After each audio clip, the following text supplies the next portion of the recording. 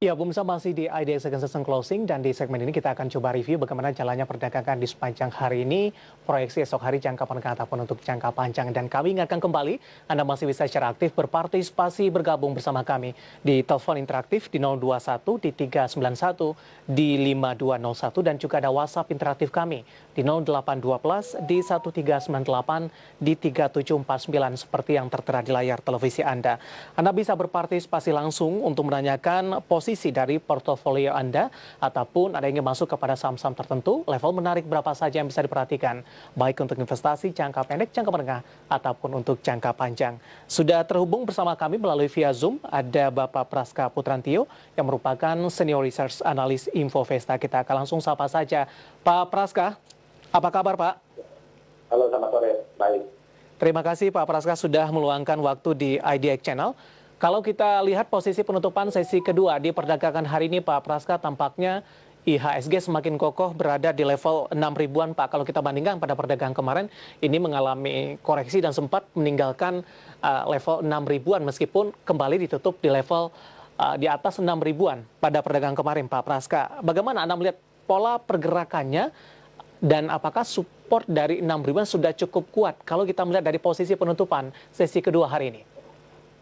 Ya, saya pikir perdagangan sepanjang hari ini bisa dikatakan yaitu cukup mantap ya, bertahan di atas level 6.000, bahkan pada saat pembukaan ini kalau saya pantau yaitu langsung melesat sekitar di atas 0,5% ya, ke level 6.080-an dan cenderung bertahan hingga sampai di sesi 2 ini di atas 6.100 dan itu ditutup ini dekat sekali naik 2%, hampir naik 2% di 6.118 seperti itu. Dan penguatan jadi sore ini ditopang oleh sektor pertambangan ya, yang dikontribusi oleh pertambangan logam dan juga batubara, di mana saham Antam dan Timah ya ini mengalami kenaikan cukup signifikan di atas 10%. Demikian juga untuk saham batubara seperti PPDA ini juga naik cukup besar seperti itu.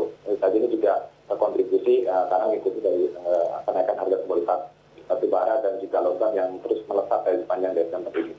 Samping itu juga selain sektor pertambangan juga dari sektor infrastruktur ya, yakni dikontribusikan oleh saham telekomunikasi yang menguat cukup besar penguatannya karena sentimen adanya kata di mana PT Telkom ini akan menggunakan aplikasi untuk membantu pendataan distribusi vaksin corona. Yeah. Baik, beberapa saham big cap tampaknya menjadi penopang. Kalau kita bandingkan pada perdagangan kemarin justru beberapa saham big cap mengalami tekanan yang cukup dalam. Dari sisi sentimen seperti apa Pak Praska? Jelang penutupan di perdagangan sesi kedua hari ini, Bapak Jokowi melalui berbagai media ini menyatakan bahwa vaksinasi ini dinyatakan gratis untuk seluruh lapisan masyarakat. Karena sebelumnya juga banyak masukan-masukan terutama dari para pelaku usaha. Apakah ini akan menjadi motor penggerak juga terutama untuk perdagangan esok hari? Tapi jangan jawab dulu Pak Praska. Kita akan coba sapa penelpon yang sudah masuk. Halo, dengan siapa di mana? Dengan Bahtiar, Jogja. Baik, Pak Bahtiar di Jogja. Silakan Pak Bahtiar. Iya, saya mau nanya posisi agro yang cocok untuk taking profitnya di berapa ya sama BRIS?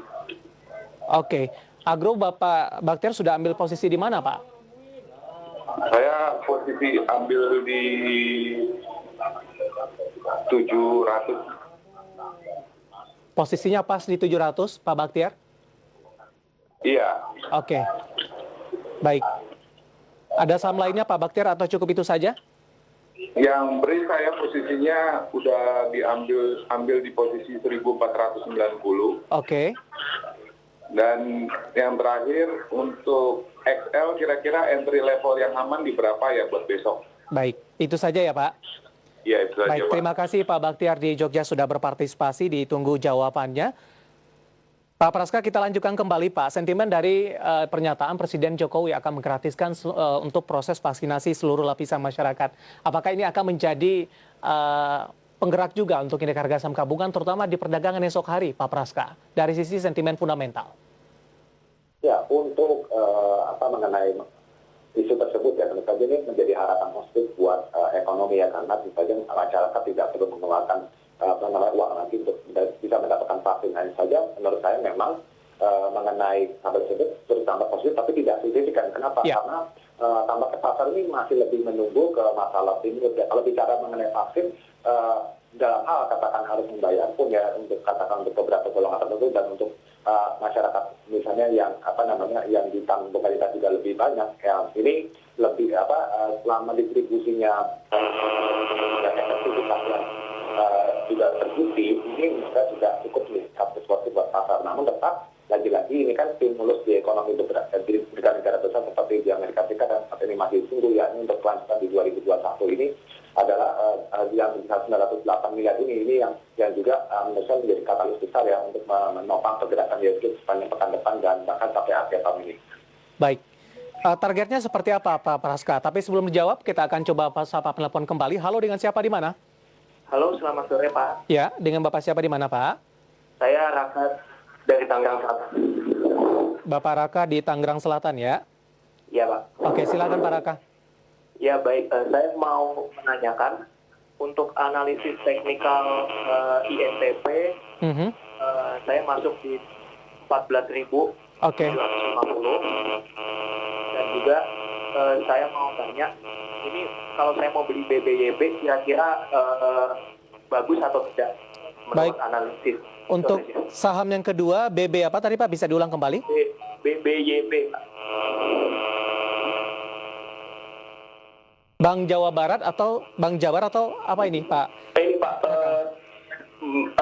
Bravo, YB, Bank Neokomus TBK Pak. Bisa diulang Pak? BBYB Pak. BBYB ya? Ya.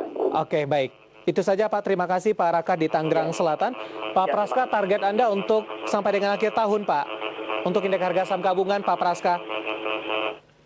Ya, untuk secara target harga wajar kondisi fundamental 2020 sebenarnya memang kita berkisar dari 5.700 sampai 5.900. Namun secara teknikal ini kan tampaknya pasar cenderung memprice in yang terjadi yang akan terjadi di kuartal 1 2021 di mana distribusi vaksin sudah mulai terlaksana. Samping itu juga harapan stimulus bisa berjalan lebih besar lagi, terutama di Amerika Serikat ini bisa lebih diterapkan seperti itu. Makanya ini secara teknikal kita melihat IHSG berpeluang tetap floating di atas 6.000 dengan target resisten untuk sampai akhir tahun itu di level 6.300-an seperti itu. Baik, tampaknya para investor ini sudah banyak yang ambil posisi dan profitnya sudah cukup besar Pak. Ini pertanyaan banyak yang mengarah kepada bagaimana memaksimalkan profit yang ada. Kita akan coba jawab pertanyaan Pak Baktiar yang tadi sudah masuk di line telepon. Di Jogja ini posisinya. Untuk agro sudah ambil posisi di 700. Pak Praska, ini take profit di level berapa Pak? Oke, untuk saham agro sendiri ini kan kita lihat terkena imbas positif dari perusahaan induknya seperti itu. Perusahaan induknya ya ini Bank BRI juga, sektor perbankan cukup bergerak semua. Secara misal kita lihat di sini untuk agro baiknya kita profit taking di level 930-an dari secara resisten ketiga ya, di mana di sini kan secara tren harga sudah menguat cukup kencang. Dan hari ini juga naiknya sudah cukup naik tinggi sekali seperti itu. Baik, 930 untuk level take profit yang direkomendasikan. Saat ini sudah 965 Pak Praska. Ya, jadi bisa dilakukan realistic profit taking untuk kondisi saat ini karena sudah Oke, baik. Ketiga. Ya, kita jawab lagi penelpon Pak Praska. Sudah ada yang masuk kembali. Halo, dengan siapa di mana? Halo, dengan Yanto Pak di Surabaya. Baik, Pak Yanto di Surabaya. Langsung saja Pak Yanto. Pak, mau tanya masalah untuk INKP sama Tekin, kira-kira bisa view-nya untuk 2 minggu gimana? Sudah ambil posisi atau belum Pak Yanto? Sudah ambil sih, sudah ambil. INKP di berapa Pak? INKP-nya belum ambil, tapi Tekimnya udah ambil waktu di 9.000-an malah. Oke, Tekim di 9.000-an ya. Baik, itu saja Pak Yanto. Ya, oke. Oke, baik. Terima kasih Pak Yanto di Surabaya. Selanjutnya masih Pak Baktiar yang ada di Jogja. BRIS di 1490. Langsung saja support dan resistennya Pak Praska. Oke, untuk saham BRIS ya tadi ya? Iya. Take profit juga di level berapa ini? Oke, baik. Untuk saham BRIS sendiri, karena hari ini juga cenderung sudah menguat dan masih ketika di 120, kita lihat memang sama sudah berat kita take profit di level 2.300-an ya. Maksudnya ini secara teknikal seperti itu. Tutupan resisten terdekatnya untuk take profit. Baik. kemudian juga ada XL, Pak Baktiar di Jogja, baru ingin masuk ini, entry level. Oke, baik. Untuk Excel, tampaknya di sini kan sektor komunikasi semua baru bergerak ya. Jadi kita melihat saham Excel masih bisa di hold ya, atau mungkin akumulasi di range adalah di 2.600 sampai di level 2.800 dengan target exit di sini kita targetkan di level 2.950 sampai ke 3.000. Baik, tunggu koreksi sehat terlebih dahulu untuk XL, Pak Baktiar yang ada di Jogja. Sebelum kita jawab pertanyaan dari line telepon selanjutnya yang sudah masuk tadi dari WhatsApp interaktif juga cukup banyak ini Pak Praska. Saya akan coba mengkombinasikan, kita akan coba sapa yang pertama Ibu Maria dari Surabaya. Adaro di 1551. Analisis Anda Pak Praska. Oke, untuk Adaro sendiri memang ini kita lihat trennya masih belum berat naik ya dengan kenaikan Adaro. Jadi kita tetap masih bisa hold ya dengan target resistennya dia di level 1.640 untuk profit taking seperti Baik. itu. 16.40 untuk profit taking Ibu Maria di Surabaya yang sudah berpartisipasi di WhatsApp interaktif. Kita akan jeda terlebih dahulu Pak Praska, perjawab pertanyaan dari Pak Raka di Tangerang Selatan, Pak Yanto di Surabaya, kemudian juga di WhatsApp interaktif sudah cukup banyak masuk sampai sejauh ini. Nanti kita akan coba ulas satu persatu dan pemirsa telah bersama kami IDX Second Session Closing akan segera kembali sesaat lagi.